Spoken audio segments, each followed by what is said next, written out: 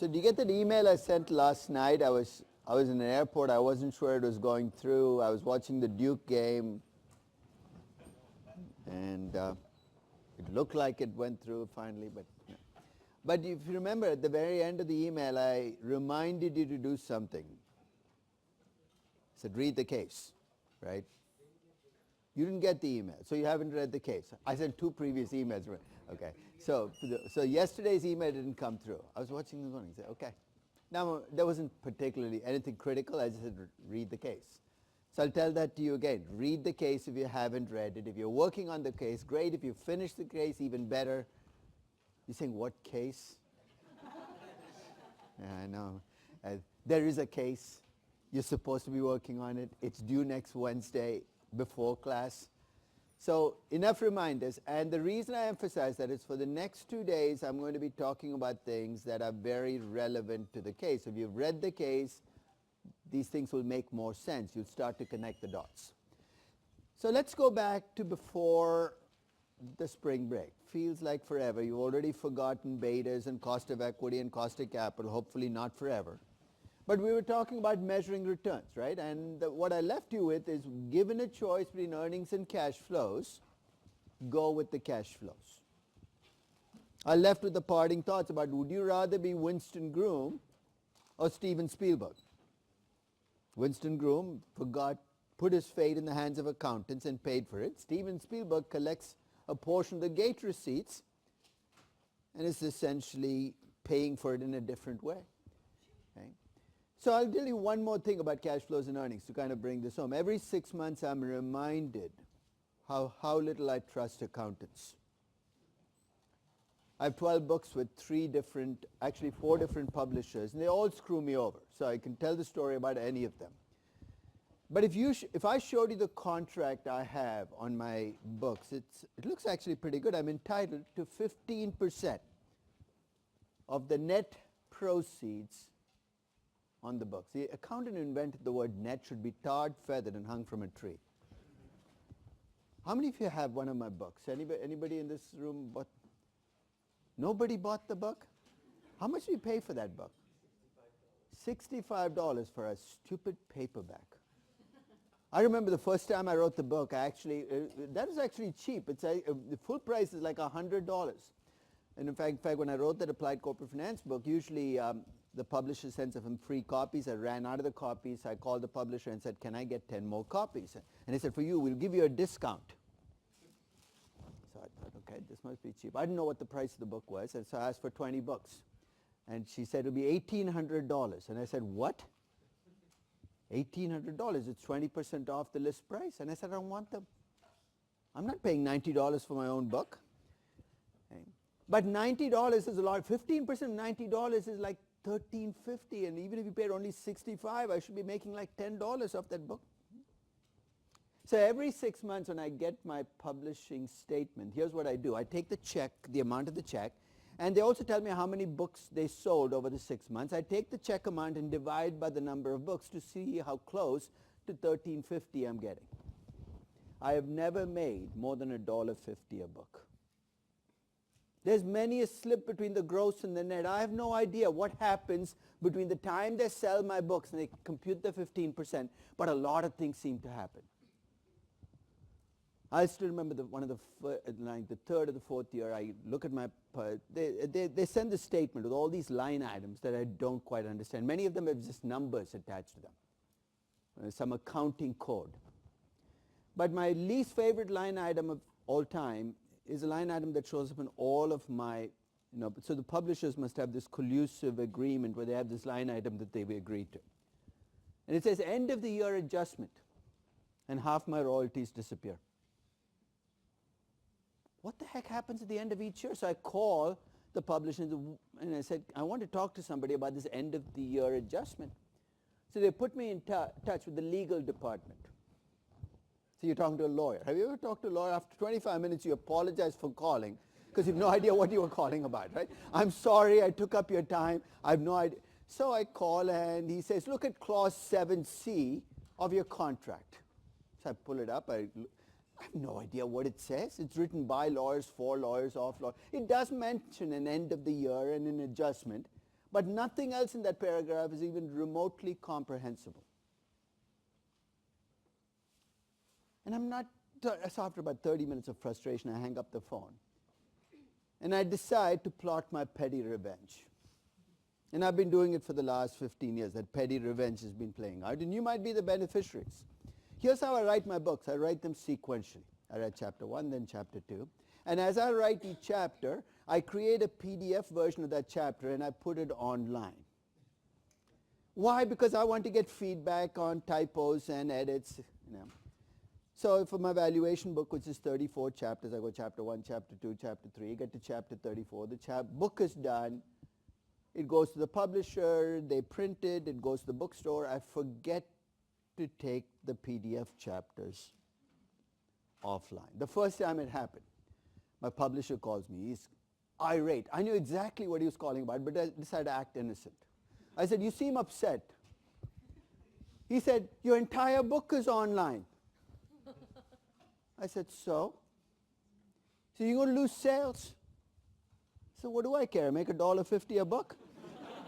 If I made $13.50 a book, maybe I'd care. He hung up the phone. He hasn't called me back since. Right? Every one of my books is online. So you could have saved yourself the $65. It's online, but I have to act like it's accidental. I think one of the books, my favorite is using Mexican menu items to hide the books. So it'd say burrito, you click on it, the entire investment valuation book comes in. I don't know what that happened. Huh?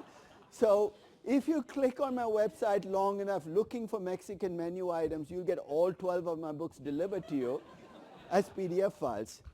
And don't feel badly for me, because I make only $1.50 a book. Okay? Earnings versus cash flows. If I could make my contract a percent, I'm sure Stephen King does. Earnings versus cash flows, go with the cash flows. Second principle we're going to emphasize today is you want to look at incremental cash flows. You're saying, what does that mean? Only those cash flows created by a project should be relevant. I know it sounds abstract, but I'll come back and give you two very simple examples of non-incremental cash flows that show up in investment analysis all the time. And third, you want to time weight the cash flow. Sounds fancy, right? But what are we talking about when we say time weight the cash flows? You'd rather get the cash flows earlier rather than later. And what's a time weighting mechanism? Discounting. Present value is just a time weight. I mean, the old corporate finance books used to have a time value table at the end of the book. Dollar was in 1 year is worth 91 cents, in 2 years is worth 82. That's a time weighting mechanism. A good measure of return is an incremental time-weighted cash flow return. The closer you can get to that ideal, the better your measure of return. So file that away, because here's what we're going to do. I'm going to take a bunch of projects. And when I say projects, I'm going to use the word project in the broadest possible sense.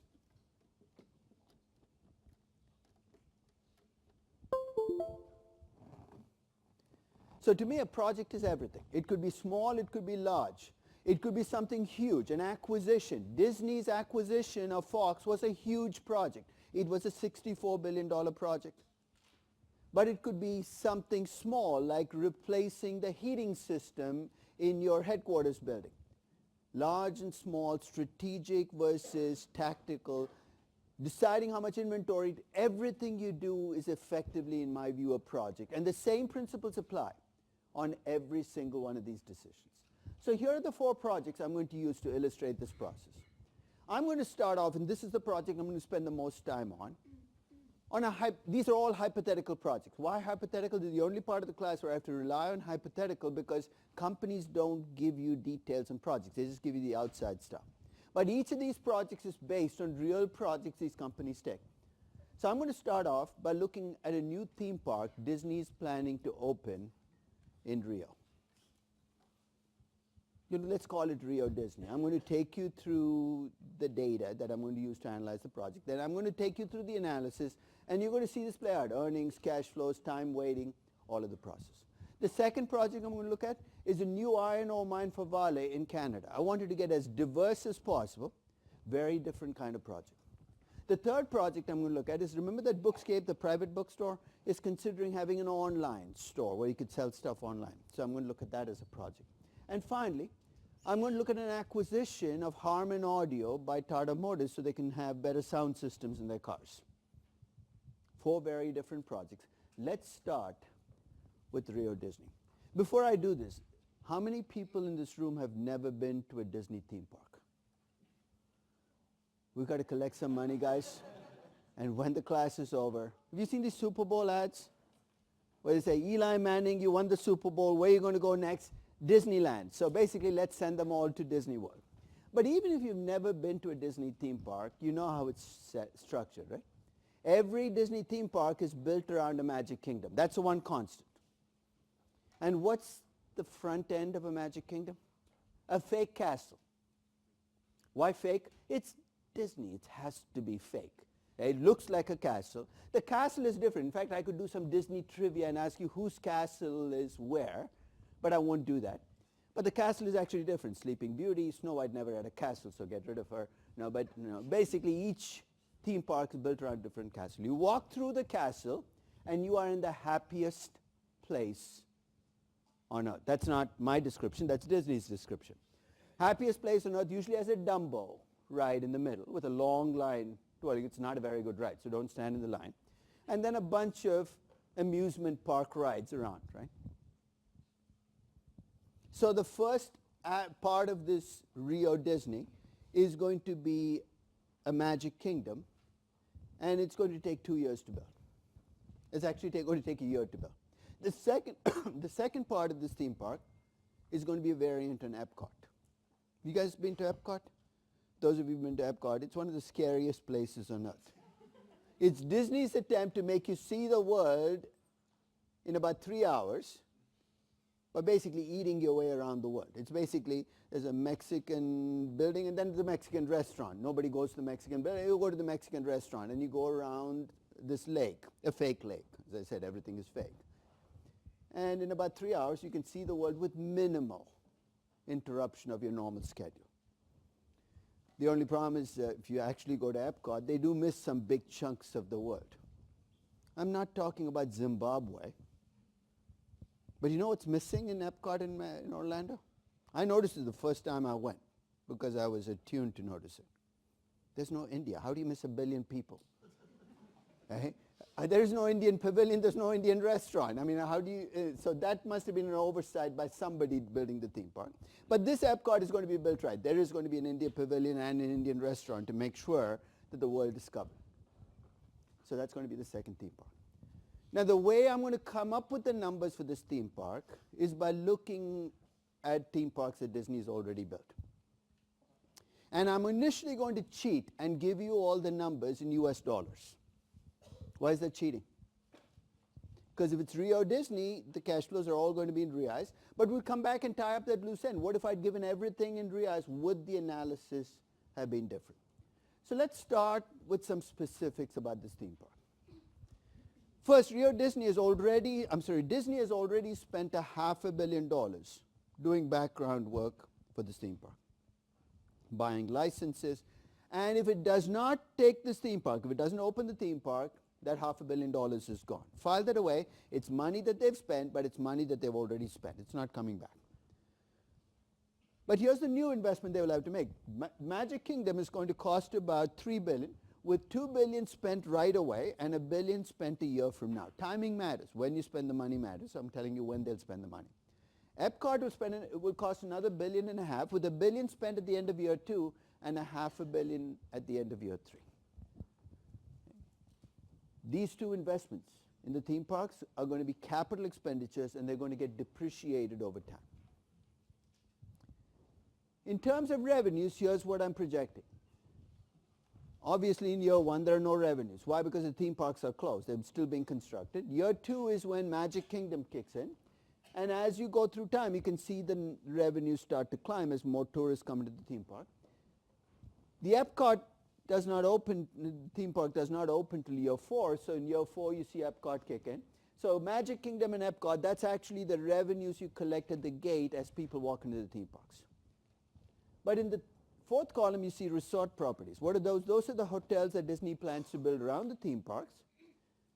And I'm going to estimate the revenues at those hotel properties as a percentage of the revenues in the theme park. Remember I said much of the information I'm showing you comes from what Disney already has on the ground. In Orlando, for every dollar that Disney collects at the theme parks, they make about 25 cents as revenues in the hotels.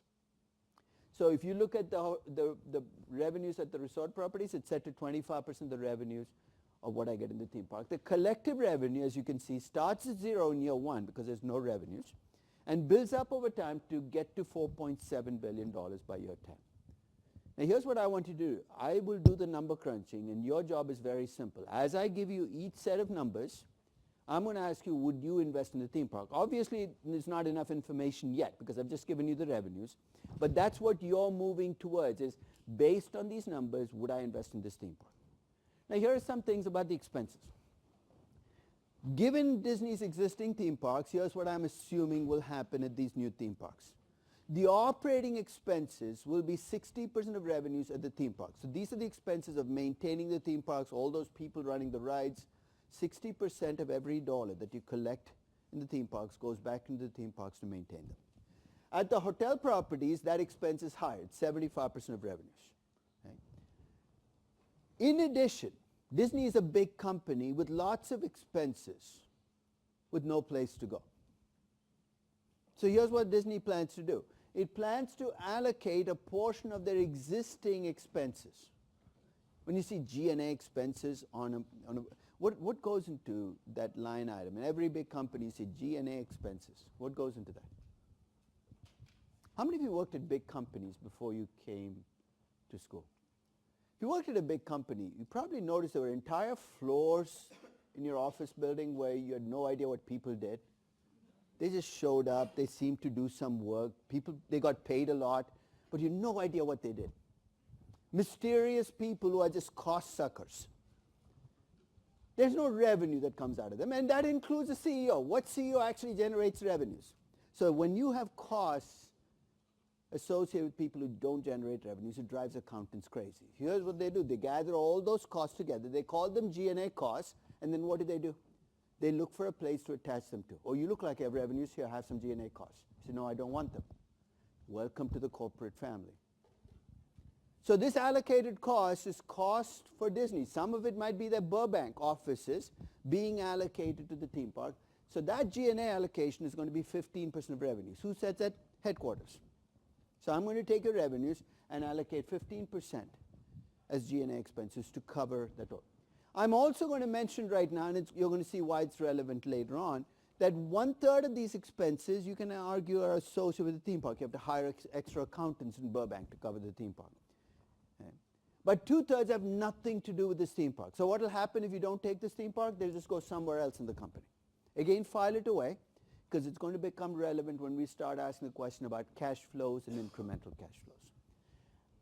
And finally, here's what the depreciation schedule is going to look like by year. Remember those $3 billion that they spent on the Magic Kingdom and the $1.5 billion on Epcot? You're going to write off a portion of it every year for the next 10 years. Until about 20 years ago in the US, companies were allowed to pick depreciation schedules. Straight line or accelerated, in fact, accounting classes used to have entire sessions on different depreciation methods. And about 20 years ago, the IRS said, enough game playing. If we let companies pick depreciation methods, they seem to pick these strange methods. So now in the US, most investments you make come with a schedule. So when you make an investment, the IRS actually gives you a schedule. This is how much you can write off every year. Think of this as a schedule you're given. So you have no room to run on this.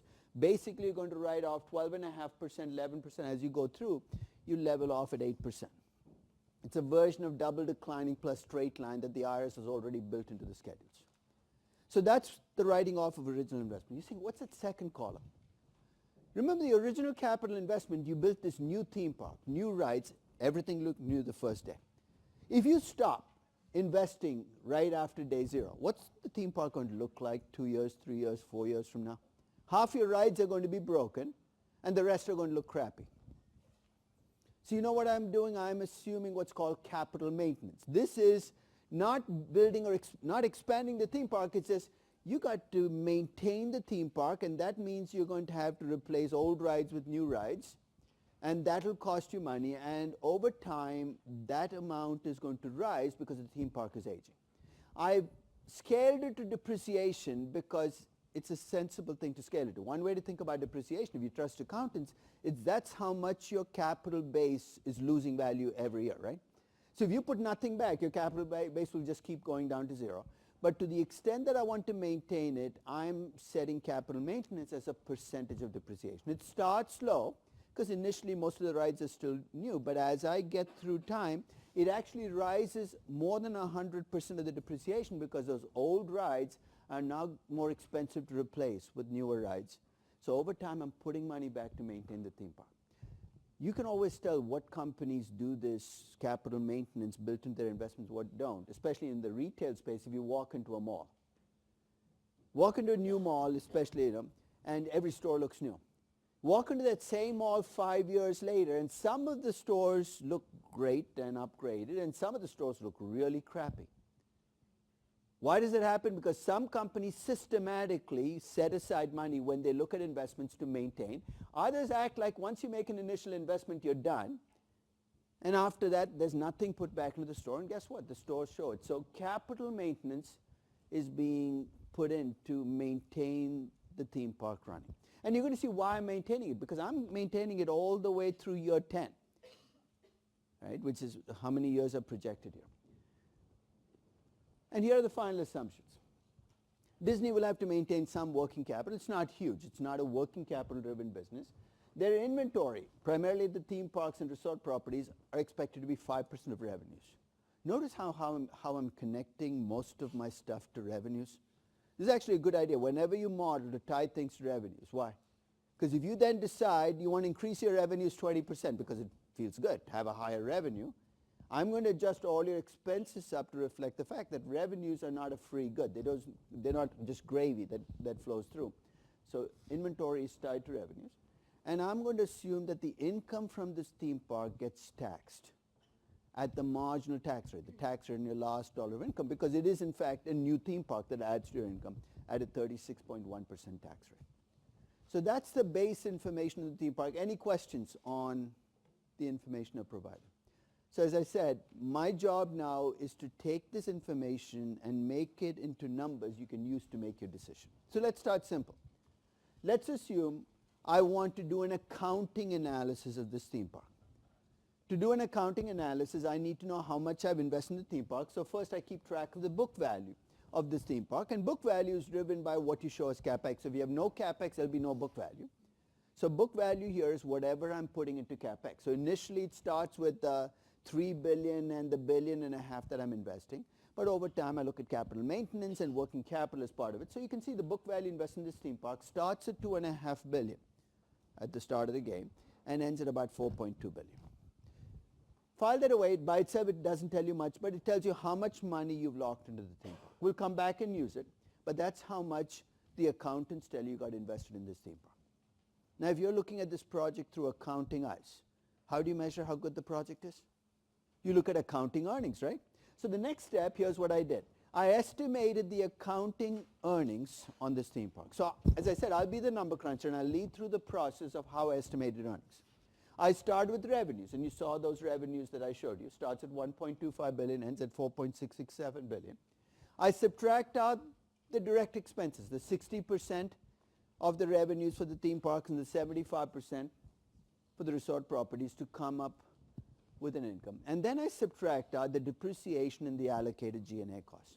Why I'm thinking like an accountant, right? At this stage, those are expenses, they're accounting expenses, and I come up with the operating income on the theme park. There's one line item that seems to be missing. You're saying, where's the interest expense that I might have in the theme park? Remember, this is operating income. I'm going to stop at operating income, and I'll explain in a few minutes why I stopped with operating income. I subtract out taxes. And let me take those taxes because there's something a little puzzling happening, at least in the first couple of years. My operating income in year 2, for instance, is minus $150 million. Why? Because the theme park is just kicking into operations of my expenses. So I have $150 million in operating losses. But I seem to be paying a negative tax of $54 million. When you have a loss, what are the two things you can do with the loss as a company? One is carry it forward and claim it against profits in future years, right? What's the other thing you can do? If it's a project in a big company, what's a more logical, sensible thing to do? If you have a loss in a project, you get to offset it against income on other projects. Disney makes a lot of money on Marvel movies and other stuff, so when they lose money in this theme park, technically the IRS won't fight them if they say we'd like to hold the loss and claim it. But why would you want to do that if you can claim the tax benefits right away? That minus $54 million is just the tax savings you're going to get this year because of the loss, and your after-tax operating income reflects that. But for this to happen, you got to be part of a profitable company. So if you're a money-losing company with a project, you have no choice. You got to track the losses and claim it against future profits. It's not a big deal. It's a technical issue, but I'm assuming that your tax benefits happen as you lose money. Remember, your job is to decide on the project. I'm starting to give you some ammunition. I've told you how much money they have invested in the project. It starts at $1.25 billion, climbs to $4.3 billion. I'm now telling you something about how profitable this project will be. And it starts making losses, which you're not surprised by. But as you go through time, it does become a profitable project. In fact, by year 10, this project is generating $421 million in after-tax operating income. So ready? I'm going to give you your first shot. Given this page, would you be able to tell me whether I should take this project or not? Yeah? Somebody said yes? No? Why not? How? But here's where we start, right? If you define success as just making money, then clearly this project is making money, right? But as you point out, it's not enough to make money. I have to make more money than I can make elsewhere. So you need me to convert this dollar income into a percentage return so you can compare it to a hurdle rate. And given that I'm staying in the accounting mindset, what's the most logical thing to scale this operating income to come up with a percentage return?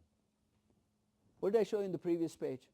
I showed you the book value of what I've invested in the project, right? So if I'm thinking like an accountant, if I have the operating income on the company, on the project, and I have the book value, if I take the operating income and divide by the book value, I come up with a return on invested capital, basically a return that I'm making on my book value. I know it's an accounting return, but let's hang in there. Let's think like accountants. And if you look at that return on capital, not surprisingly, it starts negative, and over time, as I become a profitable project, it does end up at 9.89%, but the numbers change every year. If I take the average return on capital I'm going to make over the next 10 years, the average return on capital on this project is 4.11%. So now we're moving towards something you can use, right? So as you said, you want to compare this to a hurdle rate. Let me give you the choices on hurdle rates, and you tell me which one of these you will use as your hurdle rate, given any questions on the mechanics of computing returns. So basically, you look at the returns. What I've done is I've taken the after-tax operating income from the previous page, divided by the book value of capital that I came up with by looking at my capex and my working capital. And my return on capital, I've actually computed two numbers. They're very close. I'm not going to make a big deal. One using the start of the year book value and the other using the average book value. They're both about 4 to 4.1%. So here are my choices on hurdle rates. And I'd like you to tell me which one of these numbers I should use as my hurdle rate to compare the 4.11% to. There's a risk-free rate, which was 2.75% at the time that I did this analysis. Can I use the risk-free rate as my hurdle rate? Why not? Unless the government guarantees the cash flows, it's not a risk-free project, right? So let's cross that off. Now comes the trickier question. Should I be using a cost of equity as my hurdle rate or a cost of capital? I hear an equity. What did I compute in the previous page? I took after-tax operating income, which is income to all investors, and divided by book value of capital to come up with a return on capital. As opposed to what? What could I have done? I could have subtracted interest expenses, come up with a net income on the project, and if I'd come up with net income, I would have looked at the book equity I'd invested in this project and computed a return on equity. I didn't show you a return on equity, I showed you a return on invested capital. Remember towards the end of the hurdle rate discussion I said, You have a cost of equity and a cost of capital. Which one you use will depend on how you compute returns. I'm making a big deal about how I computed returns. I've used pre-debt income divided by total invested capital. So I'm not going to use the cost of equity, not because it's a wrong hurdle rate, but for this project, given how I've computed returns, the cost of equity is not the hurdle rate. It has to be the cost of capital. So you can cross out B and C as well, not appropriate. Now comes the final question. So I have a cost of capital. I've decided it should be the cost of capital. Should I use the cost of capital for Disney as a company, which is 7.81%, if you remember the table we created, or the cost of capital for Disney theme parks? We kind of indirectly answered this question. Remember the Lone Ranger 2 question that I threw at you? A new movie project, we talked about being careful about using the hurdle rate that reflects investments. If I use that same logic, it should be the cost of capital for Disney theme parks I should be using, not the cost of capital for Disney as a company. There's one little glitch in that calculation though. The logic is absolutely right. But the cost of capital I have for Disney's existing theme parks in 2013 reflected their theme parks in Anaheim, Orlando, Paris, and Tokyo. Hong Kong had just come online, but it wasn't even a big portion of it. You're saying, so what? Where's this project going to be? It's going to be in Rio. So intuitively, you know the 6.61% is going to be too low or too high a number? Too low. So I've got to adjust it for the fact that this project is in Brazil. Guess what? We have the ammunition to do it. So here's what I'm going to do. I'm going to start off by accepting the proposition that there's more risk in this Disney theme park than in my traditional theme parks. And that risk is coming from two places. One is exchange rate risk, right? Because it's in Rio, the Rio could move all over the place. The other is country risk. Country risk in the sense it's political risk, and exchange rate risk doesn't bother me in the least. And it shouldn't bother Disney in the least. Why not? Because I can hedge it, I can let my investors take care of it. The investors in Disney, if you remember, are global investors. They can take care of themselves. So this theme park were in Frankfurt, Germany, there's exchange rate risk, but I'm not going to adjust my discount rate for it. But country risk does bother me. Because if I built a theme park in Istanbul, I'm worrying about that theme park now. If I'm building a theme park in Rio, I'm worrying about that theme park. And we have a mechanism for bringing that in, right? When we wanted to worry about country risk, where in my discount rate did I bring that in? What was the mechanism that I used to bring in country risk into a discount rate? Come on, it's not that long since the first quiz. It's through your equity risk premium, right? So here's what I did. I decided to go back and recompute my cost of equity and cost of capital for this theme park given where the theme park is. Remember, I'm still doing it in US dollars, so my risk-free rate is still the T-bond rate. It's still a theme park investment, so I'm still using the beta for theme parks.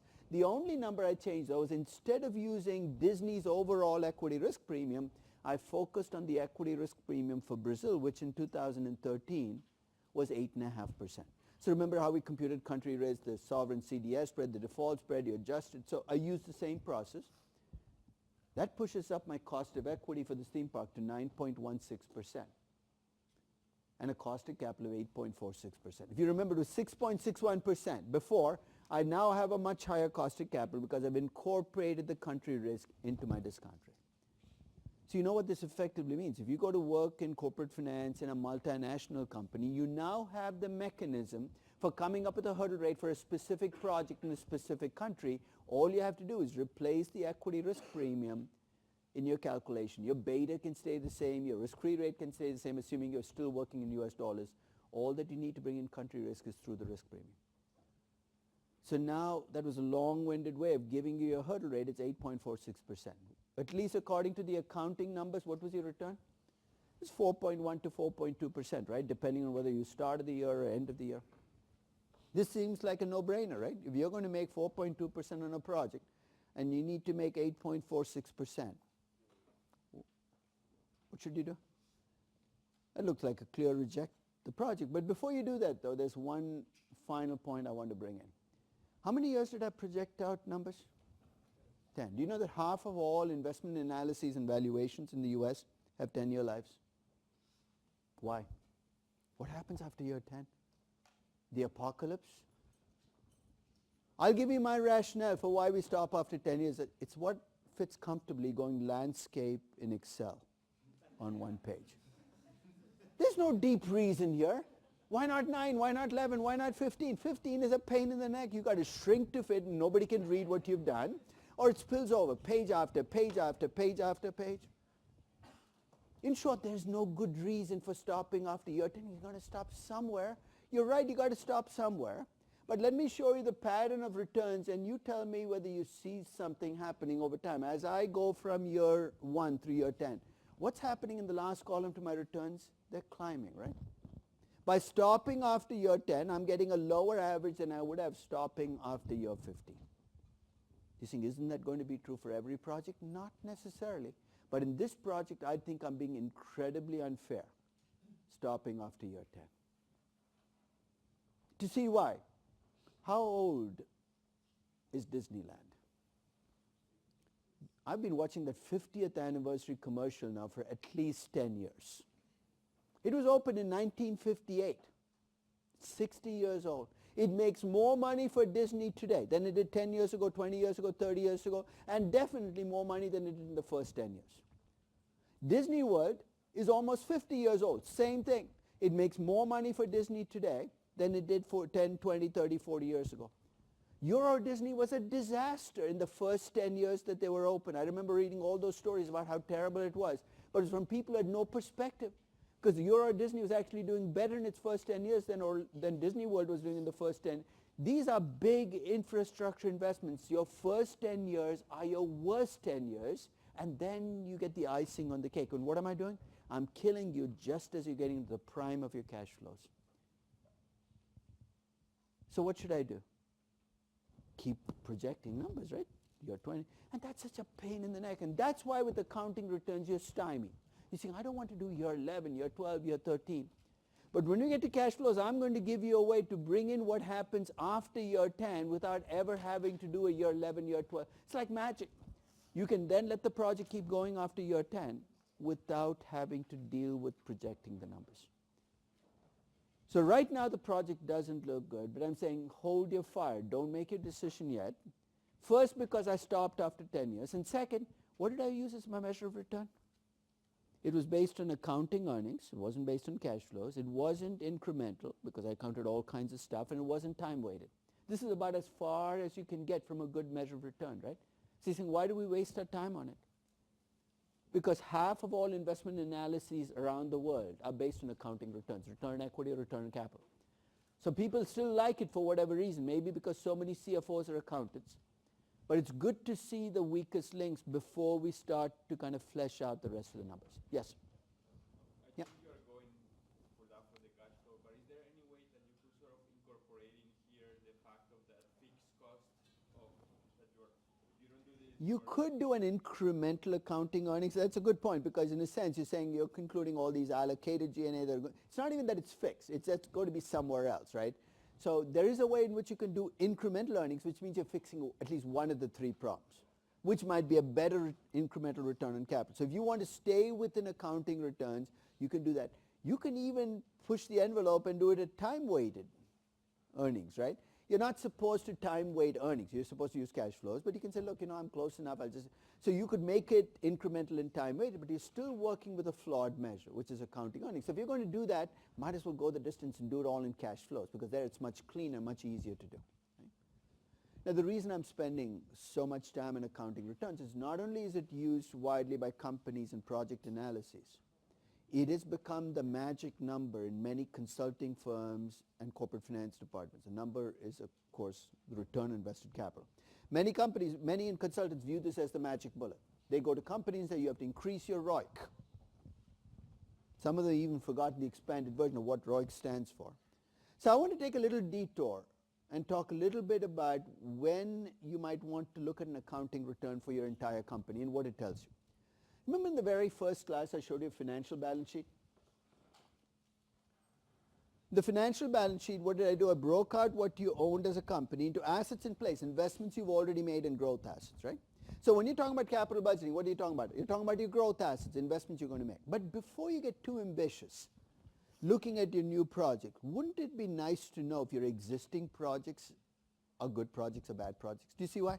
If you have a company with a history of taking bad projects, And it shows you this great capital budgeting analysis. Oh, look, my next project is going to have a huge net present value.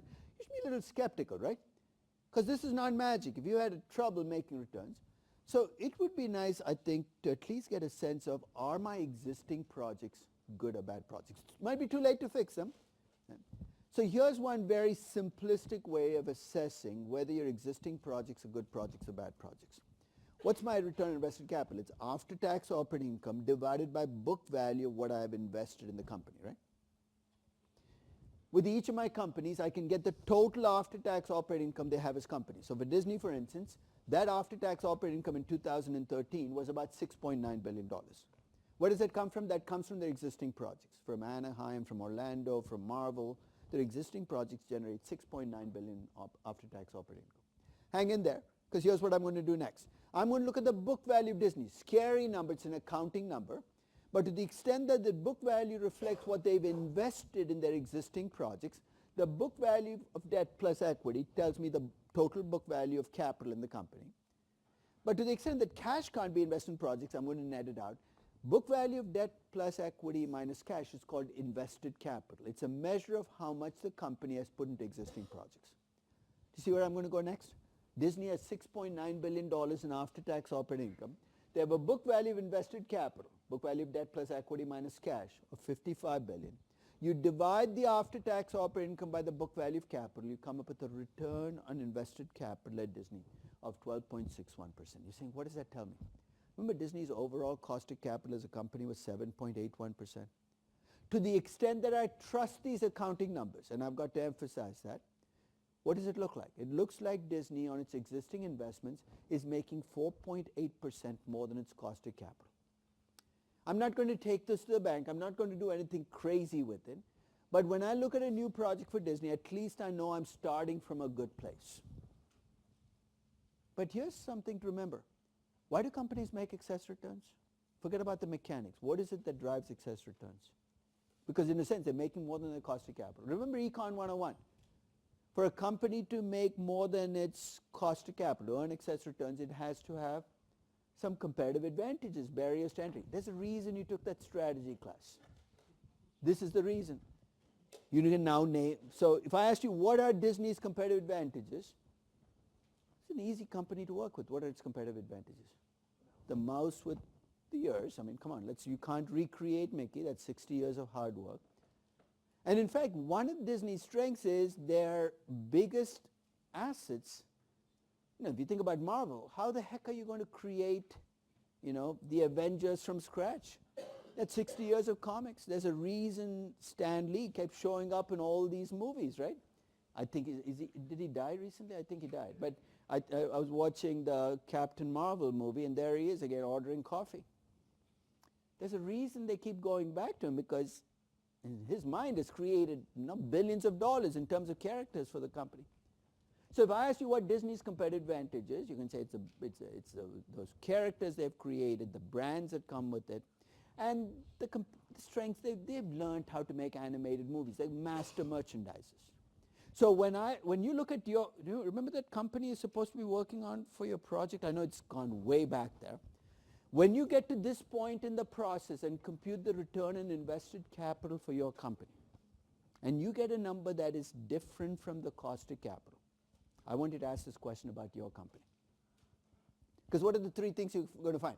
Either your company earns more than its cost of capital, it earns roughly its cost of capital, earns less than the cost of capital.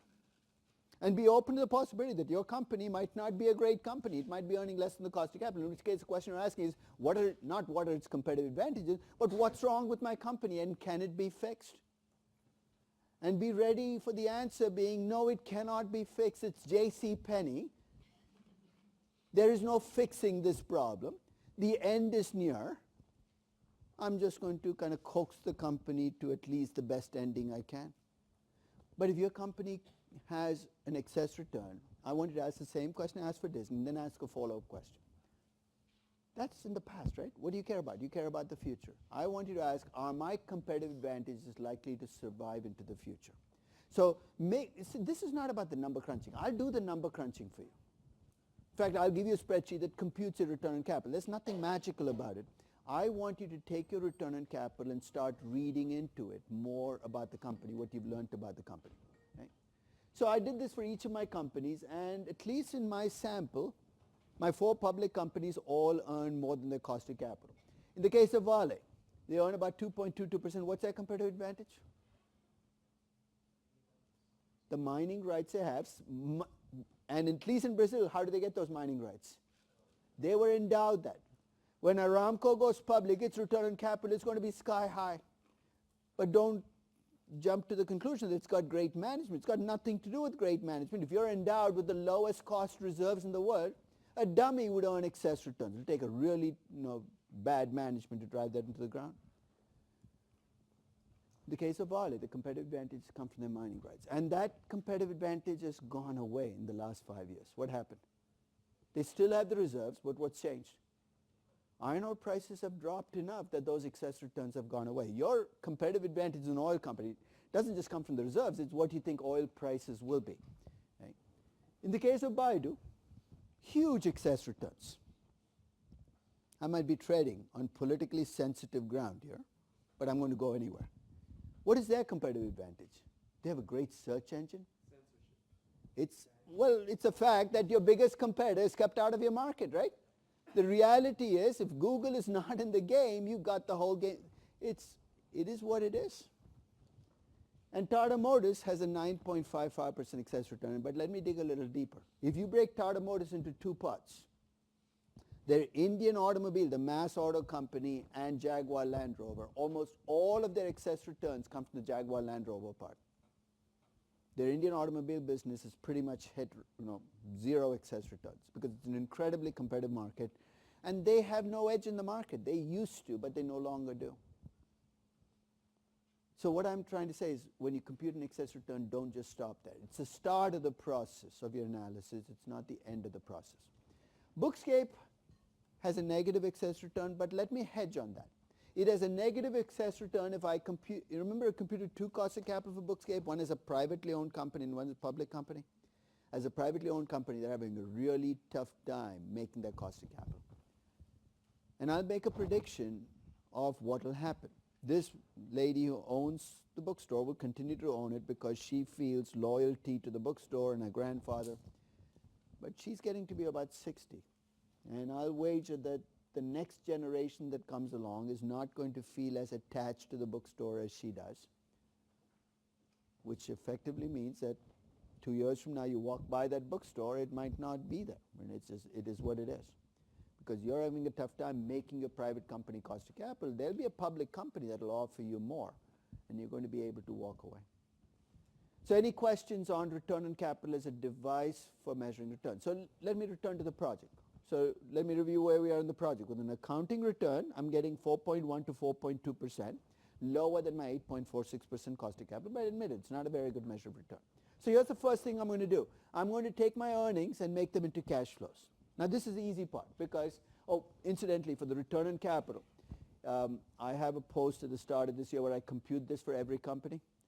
And I don't know how many of you have trouble sleeping, but if you do, I think I have a solution to your problems. I have a paper on return on invested capital. So incredibly boring. I fell asleep multiple times while I was writing it. Right? Because I do this all the time when I value companies. One of the questions I need to answer is, what kind of return on capital does this company make? Because before I get too ambitious and attach a value to the company, I need to know, does this company make more or less than its cost of capital? And what I have on this page are all the things I have to fix for a company. Like what? We talked about leases being treated as debt. Until 2018, they were not. And I had to capitalize the leases and bring them on as part of invested capital. Otherwise, you're going to overstate the returns on capital for retail firms. Why? Because your biggest assets are not in the books. If you're a technology company and your R&D is your big capex, I've got to make it. So basically, these are the fixes I need to make to get a much clearer sense of, are you earning 11% in your projects or 50% in your projects? So I walk into this process with open eyes. I know there are lots of flaws with it, but at the same time, I know if I can fix at least some of those flaws, I can get at least a snapshot of where you are as a company. And looking at trend lines, I can also see what's happening to your company. I told you Disney has these incredible competitive advantages, and that's why it has excess returns. Do you know that Disney in 2004, the second to last year before Michael Eisner left, was earning less than its cost of capital? You say, what happened? Even companies with great competitive advantages can let them go to waste. They almost drove those competitive advantages into the ground. Of course, they kind of recreated themselves. But Quaker Oats, great brand name in the ground. Kraft Heinz, you can see the brand name shifting over time. You look at the return on capital at Kraft Heinz, over the last 15 years, it's drifted down. And to be quite honest, I don't think they can do much about it because let's face it, none of those 57 varieties of ketchup are worth tasting. And I really don't want melted cheese that stays melted for the rest of eternity. That kind of freaks me out. And if you're 65, you say, well, that's what I've always done. But if you're 35, it probably freaks you out enough. They're essentially losing a big chunk of the market simply because they're aging out of the market. And you would see that if you look at the return on capital.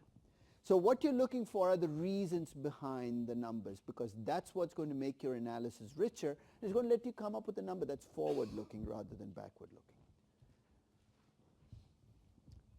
Now, just to give you a sense of why you shouldn't be surprised if you find that your company is earning less than the cost of capital. I told you at the start of every year, I compute this return on capital for every publicly traded company on the face of the earth. I capitalize leases, I capitalize R&D, but I have a big Excel spreadsheet, 43,000 companies, I have the return on capital for every company.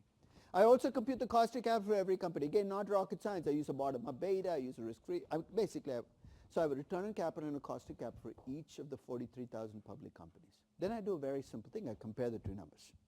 What am I looking for? I'm looking to see whether most companies that are publicly traded earn more than their cost of capital, roughly their cost of capital, or less than their cost of capital. And this is, to me, one of the most depressing graphs in corporate finance, and you can see why. If you see the right of the line, those green companies, those are the companies that earn more than their cost of capital. 23% of all companies globally earn at least 5% or more than their cost of capital. Think of those as your star companies, the Googles, the Facebooks, the Apples of the world. About 6% of companies earn a decent return on capital, 2 to 5% more than the cost of capital. Not bad. About 12% of companies earn within 2% of the cost of capital. And given that we can make estimation errors in the cost of capital, let's call them companies that run in place, that basically earn their cost of capital. But then you get to the red bars. See why this is a depressing graph? Look at that. 47% of companies globally, that's almost 20,000 companies, do what? Earned a return on capital in 2018 that was less than the cost of capital. Let's cut some of them slack. You're the CEO of a company that earned less than the cost of capital. What's the first excuse you're going to throw at me? Last year was a bad year. And what is the way that I can check to see whether that's in fact the answer? I used last year's return on capital, but I could do this for the last 10 years. I actually have a 10-year average that I compute, because if you're really telling me the truth, here's what I should see. Your 10-year average should be much higher than your cost of capital. And for some companies that happens. Maybe last year was a bad year. What's the second reason you can give me? The accountants are lying, something's wrong with the accounting. But then I'm going to ask you what's wrong, and then I'm going to try to bring it in. So if you feel there's something in the accounting that's throwing off the return, then my job is to bring it in. That takes care of very few firms. Accounting is usually not the problem. What's the third reason? What's Lyft's return on capital right now? Or Pinterest is going to go public soon. What do you think the return on capital is? Give me a guess. You think it's a really high number? It's a big negative number, right? And if I just look at the return on capital and say it's a bad business, that's a little unfair. Why? It's a young company. It's still building up infrastructure. So you might say, look, I'm a young company. I'm losing money because, in which case I'm probably going to let you go, but what will I do next? I'm going to track you over time. Not in some obsessive way, but I'm going to look at your return. And if you're telling me the truth, what should happen to your return on capital over time? At least it should move in the right direction, right? If it's minus 15, I should expect to see, because their economies of scale. So I'm going to keep track, and at some point in time, I'm going to ask you to make more than your cost of capital. But in some cases, you know what the reason is? You're just in a bad business. You're an airline. You're pretty much stuck in the red bar every single year. No matter, even you could be a great airline and you're still stuck there. There are some bad businesses Telecom has become a bad business. No place to go now. It didn't used to be. And when you're in a bad business, you're kind of trapped. You say, why do you just get out? If you get out, people don't give you back your capital, right? Nobody's going to give you back the capital. You're going to have to sell at whatever people pay for you. So there's no exit. You're kind of stuck in bad businesses. But there's a final group, and this is a very large group, about, I would say, half of those 20,000 companies, where either the managers don't even realize they're in trouble. You know what their response is? Why are you giving me such a hard time? I'm making money. Because remember, even if your return on capital is much less than your cost of capital, you could still be profitable. If your definition of success is, I'm making money, many of these companies are making money. This is not making enough money given the risk in the capital invested in them. Or they're going to say, look, it's other people's money. What do I care? I'll do acquisitions and make 4% returns, and it's not my money anyway. So this is my poster for corporate governance. Right? Remember we spent all the time on corporate governance? This is why you need strong corporate governance. This is why you need the Carl Icahns and the Bill Ackmans of the world. They're not nice people, but you need them around because you want somebody to go to these companies in the red zone and say, hey guys, you've got to change. So when you look at return on capital, it's not the end of the game, but at least it can get you started on this process. So try this. Yeah, go ahead. I'm sort of trying to put this in context of diversification. Does that mean that if you are diversified, you're actually... Just remember, this is what companies do, but remember, you buy at the market price. So if you have a bad company, it doesn't have to be a bad investment. Sounds like a weird thing to say. Good companies can be bad investments, and bad companies can be good investments. The companies in the red zone can actually be good investments. How? If the price drops enough, a bad company can be good investment. So as an investor, your threshold is actually much, much lower, right? Because as long as the pricing that you're investing in the companies at reflects the fact that they're bad companies. So let's face it, GE is incredibly cheap as a company, but it's cheap for a good reason. So that's, I think, the slack you get. And that's why it's so much more difficult in corporate finance to meet the threshold than in investing. Investing, all I need is a price that's low enough that I earn a return higher than my required return. In corporate finance, the threshold gets higher because I want my companies to be run well. And that requires hard work, finding projects and businesses, keeping the competition away, creating moats. And those things are, what this graph tells me, it's really difficult to beat your cost of capital in the real world. That's why it drives me crazy when companies set artificial hurdle rates. You know what I'm talking about? Where a company says, our hurdle rate is 15%. Really? It's that easy for you? Where do you find all these great projects? But they think setting a high hurdle rate will make them good companies. Setting a high hurdle rate is not going to make you good companies. It just sets a high hurdle rate. So it's better to be realistic about your hurdle rates, which right now should be 7, 8, or 9%, and see if you can find investments that beat that. Because if you can beat that, you're already a special company. I don't need you to do anything extraordinary beyond that. And in fact, I did a regional breakdown, so in case you think your part of the world is different, no. They're all screwing up across the world. You know, there's no place to go. And in fact, I looked at what percentage do better to reverse. There is no part of the world where I can say, be like the Australians. In fact, don't be like the Australians. The Canadians, they have a real problem right now. And part of the reason for that is very simple. They have a lot of natural resource companies. And those companies all, you know, you can say maybe the price will come up, but right now they look awful. Okay? So there's no regional, no part of the world where things look optimistic, at least on this dimension. So when you get to this stage, I want you to focus in not just on computing the return on capital, but asking those follow-up questions about competitive advantages, barriers to entry, whether they can continue, because that really is where you put flesh on the numbers. So I'm going to return to the project now. And remember the project, we were at accounting returns, and step by step, make those returns numbers you can work with. So here's the first step. I'm going to take earnings and make them into cash flows. And if you remember, it's a very simple process.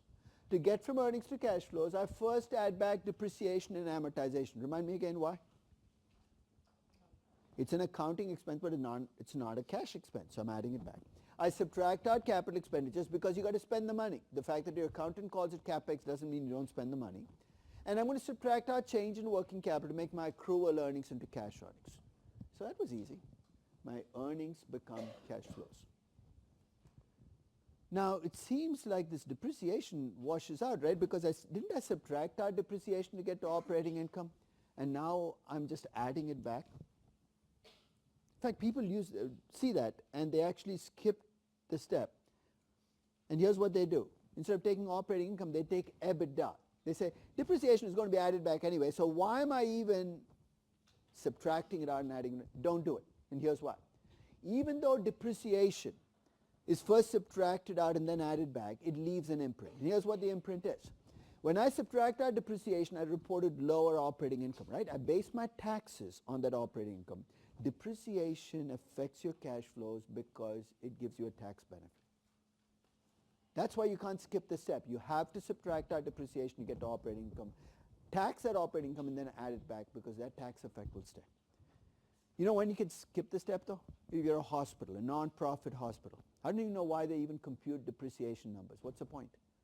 If you're not getting taxes, they just go through the exercise because you're supposed to do it. Because there's really no effect there. But if you have a tax rate, and the higher your tax rate, the greater the tax benefit, you should be subtracting our depreciation and adding it back. Okay? So depreciation's effect is purely a cash flow effect. Which raises an interesting follow-up question. Remember I said 20 years ago, companies had choices on depreciation? You could use let's take two extreme cases. You could use straight line depreciation, where you take your investment and spread it out evenly across time, or accelerated depreciation, where you get more depreciation up front and you get the same total depreciation. It's the timing. So I'm going to ask you a question. You're the CFO of a company. You have a lot of these depreciable assets, and you have a choice. Which approach, so you've just invested in this huge infrastructure project and saying, what should I use to depreciate it? Which of the two approaches, straight line or accelerated, will give you better earnings this year? Earnings are going to be after depreciation. So if I use accelerated, I'm going to report much lower earnings this year. So if I focus on earnings, I want to use straight line depreciation because I depreciate less. Right? I'm just focusing on earnings. From an earnings perspective, I want to depreciate less because then I subtract out less. Cash flow though, you can see accelerated depreciation gives you a much bigger benefit because even though you report lower earnings, you're not spending the money, you're saving more in taxes. So this is a classic example of what you want to show to your investors, higher earnings or higher cash flows. Wouldn't it be nice if you could do both? And US companies actually have found a way to do this. And here's why. In the US, it's actually legal to use two different depreciation methods, one in your reporting books and one in your tax books. This is why tax income and reported income are not the same. So in your reporting books, when you look at the annual report for a company and you see a depreciation number, you're going to use a lot of straight line depreciation to make your earnings look better. But then you look at the tax books for the same company, it's going to use accelerated depreciation to get the maximum tax benefit. And I don't blame the companies. I blame the stupid rules that allow you to have two different depreciation methods. So what you see as depreciation in your accounting might not actually be the depreciation. And that's kind of scary because it means your valuations are off because what you're using as depreciation doesn't capture what's claimed in the tax books. Now let's take the capital expenditure effect. Capital expenditures can show up in two ways. The Disney project, there was that initial capex in the theme parks, and there was a maintenance capex. You need the initial capex to get the project going. The maintenance capex, though, will depend on how long you want to keep this project going. So if you really want to run this project for only 5 years, you're not going to put much to maintain it because you know you're going to stop after 5 years. But if you want to keep it going, clearly you want to put more maintenance capex. This is common sense. And the capex effect shows up in your cash flows and then gets depreciated over time. Here again, companies sometimes have a choice. Choice in what sense? There are some items where you can either capex the item or expense the item. So when you capex the item, you make it an asset, you depreciate it over time. You expense the item, you claim the entire expense right away. So again, let me ask you the question. If your objective is to report higher earnings this year, what do you want to do? You want to make it a capex and depreciate it over time. So for instance, right now this is a big deal with all these user-based companies, customer acquisition costs, the Groupons, the Ubers, the Lyfts of the world. When they report earnings, they're begging you, please let me capitalize my customer acquisition costs because it's really a CapEx. And you can see, the logic is clear. I mean, I go along. But there's also an ulterior motive, right? By making these expenses into capital expenses, you're going to report higher earnings. I'll wager that on their tax books, they're not making the same argument. It's almost like you need two guys in your company. One to have the arguments with the investors and one with the tax guy. With the tax, you're going to claim everything. Remember R&D I said should be really a CapEx? Pharmaceutical companies will agree with you in the earnings part, in reporting the earnings part, but for the tax books, they would love to keep R&D the way it is right now, expense it every year. Again, when you look at earnings versus cash flows, you can see those play out. And not surprisingly, companies want to have the best of both worlds. And finally, there's the working capital effect. I think working capital is something people ignore until they're hit in the face by it. I mean, when I used to spend more time in New York, I used to walk up and down Bleecker, not doing crazy things, just to see how much turnover you got in retail stores on Bleecker. Because it's incredible turnover. Every 3 months you get a new store. And you'd wonder how come, presumably these people did an investment analysis before they opened the store, and then how does 3 months later they shut the store down 6 months later? Now lots of things happen. But one reason a lot of projects break down is when people do the investment analyses, they look at land and building and equipment, but they forget about working capital. And if you're a retailer, you forget about working capital, you have a dangerous problem. Here's why. You can be doing really well as a retailer, but you have all this cash tied up in inventory. So you're earnings rich and really cash poor. Cash poor to the point you have deficits in cash and positive earnings. But what did we say last class? You cannot pay for stuff with earnings. So when it comes time to make your lease payment or your interest payment, you go to the bank and say, can I pay with earnings? The bank says, no, I need cash. You're very quickly going to have a cash flow problem. That is why you need to incorporate it at the start of the analysis into your process. And there are two places to show up. One is if you need initial working capital to get the process starting. And if you're a retailer, that shows up as, hey, you need to stock the store before you open the doors. There's that part. But to the extent that you're growing, you also have to incorporate the changes in working capital, the change in inventory. Do you see what I mean by that? Let's say you need $100 million in inventory. Let's say you're a used car dealer. You got to fill the lot with cars before you open the lot, right? You have 100 cars on the lot. First day, you're very successful. You sell 31 cars. Before you open for the second day, what do you need to do? You need to go replenish your inventory. And because you were so successful on day one, you're going to say, look, I'm going to have 105 cars. That process of increasing inventory is also an additional drain. So the initial investment you make in working capital drains your initial cash flows, and every time it goes up, the inventory goes up, it's creating additional cash. That's what the change in working capital captures, the additional amount you're investing. And if you have a finite project, let's say you have a retail store that you plan to end after 15 years. So the next week is going to be your last week in operation. What do you put up in the window? Going out of business sale. New York, don't believe any of those signs. I've actually seen companies, retail stores that are supposedly going out of business for the last 18 years. Going out of business sale, 60% off. I'm talking about a real going out of business sale. What are you doing? You're actually liquidating your inventory. You're getting as much of your working capital back. So with working capital, it's important you tie up loose ends. You've got to ask, how much do I have to invest up front to get the project going? How much additional working capital do I have to invest over the life of the investment? And then at the end of the project, if it's a finite life project, how much of the working capital will I get back? Because all of those will affect your cash flows. So depreciation, CapEx, working capital. Again, there's a number there, but think through why you're doing what you're doing, because that's as critical as actually going through the mechanical process. Incidentally, the higher your working capital needs, the more to drain your cash flows. And to show you how you can get into inertia in this process, when I took accounting long time ago, in the chapter on current assets and current liabilities, the working capital chapter, I was told that healthy companies maintain a current ratio of 2. You know what that means? Current assets was supposed to, I don't even know who makes up this crap, but somebody made up that crap. It should be 2. And for a long time, retailers followed that rule, that current assets were supposed to be twice current liabilities, until Walmart came along. And Walmart said, this is stupid. Why should my current assets be twice my current? It's draining my cash flows. They created the inventory. This is even before the just-in-time inventory. They kind of focused in on reducing inventory. Their objective was to make current assets roughly equal to current liabilities. You're saying, what's the big deal? In a firm the size of Walmart, if you can make working capital into a neutral effect, you're not even making it a positive cash flow. You're saying it's a neutral effect. That can add $3 to $5 billion in cash flows to you every year. So this is not just a small pennies that you're talking about. In some businesses, managing working capital well can create billions of dollars in value. Okay. So now let's take the second step. We've gone from earnings to cash flows. Let me bring in the incremental part. To understand the notion of incremental, I suggest people ask 2 questions. Here's the first question.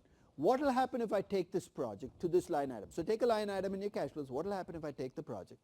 And then ask a second question. What will happen if I don't take the project? If the answer is the same to both questions, this item is not incremental, take it out. Let me give you 2 examples. Remember I said Disney has already spent $500 million researching, collecting licenses for this project. What did I say about the $500 million? You're not going to get it back whether you take this project or not. So if I ask you what will happen if I take this project, I've spent $500 million. What will happen if I don't take the project? I've spent the $500 million. What difference does this project make? Absolutely nothing.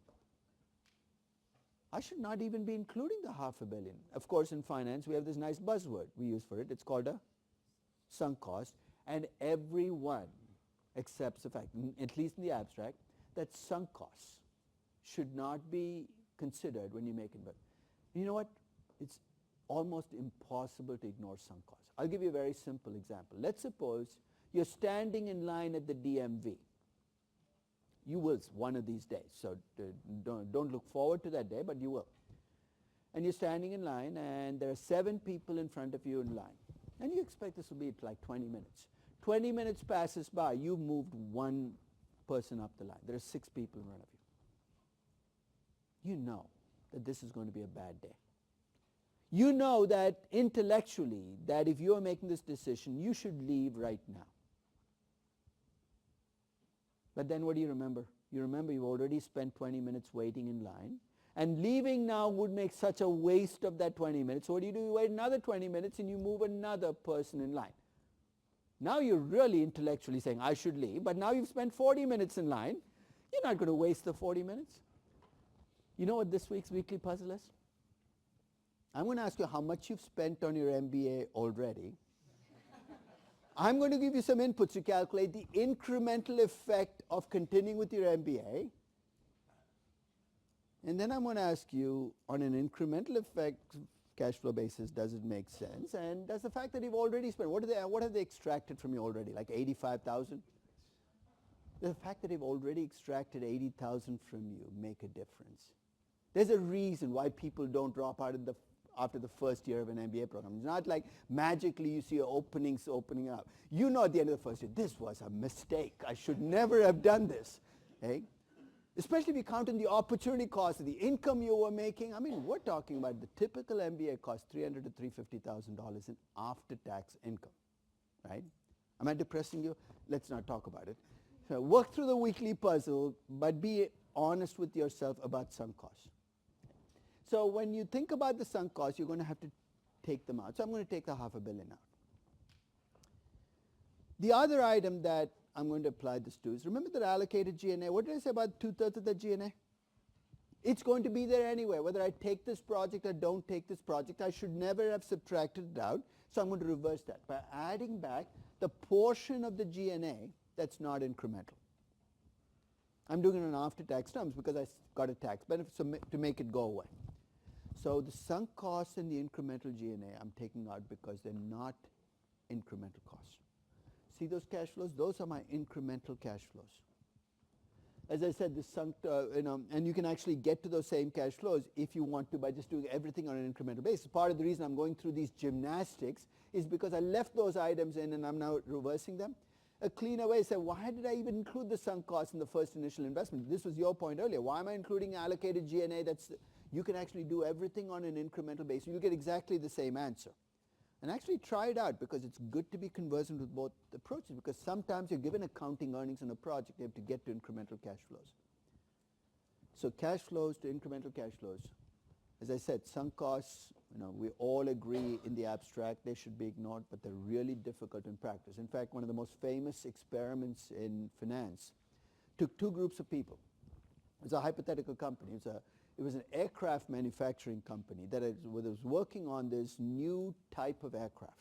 They'd spent 9 years and I think $9 billion doing the R&D for it was a year away from production. And the competitors come up with a much better, much superior version of the same aircraft. So here's what the experiment did. It took two groups of people and it gave them the facts.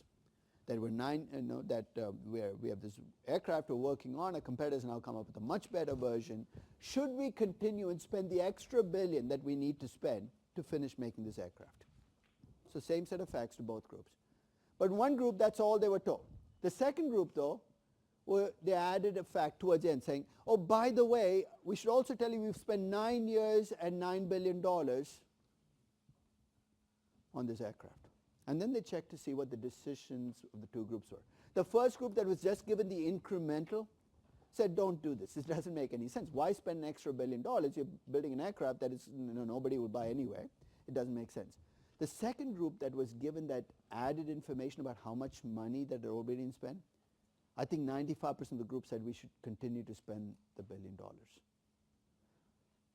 My suggestion is when you're making a presentation about something a company is doing, the more you emphasize what you've already spent, what's already been done, the more skewed your decision is going to be towards continuing with it.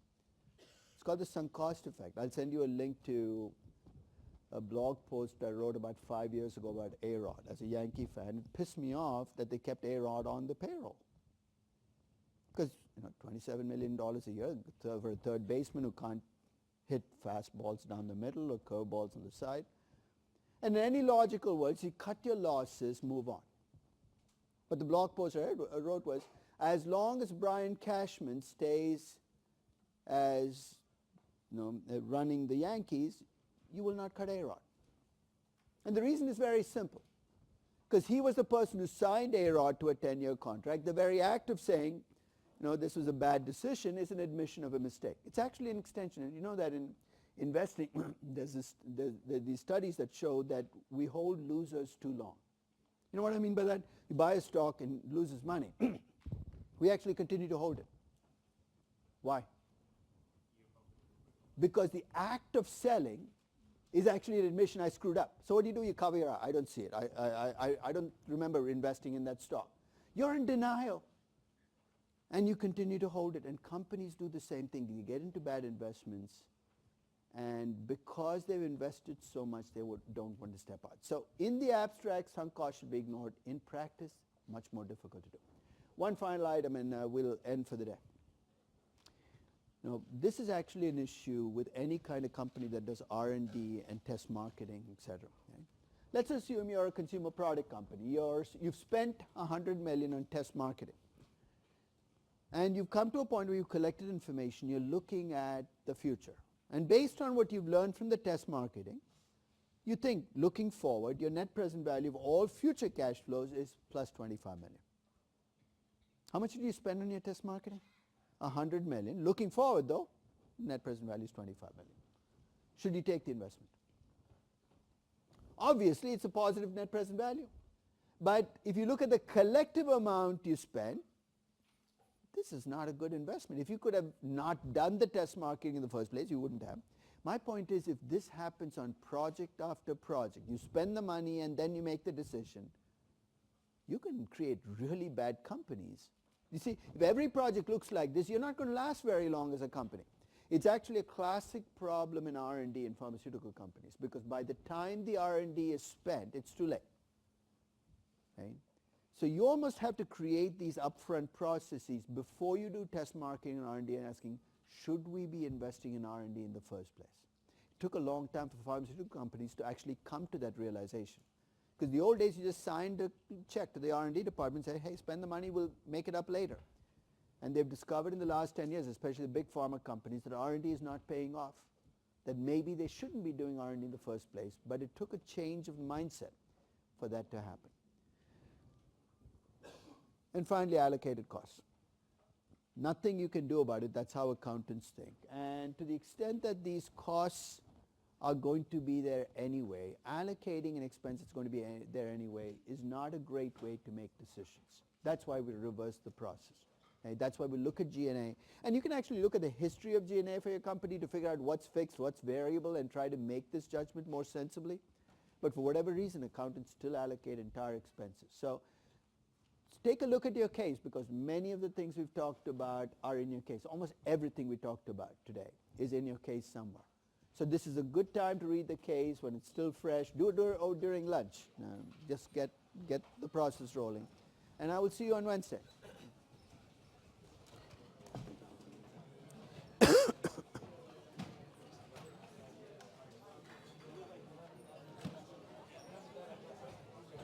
Yes?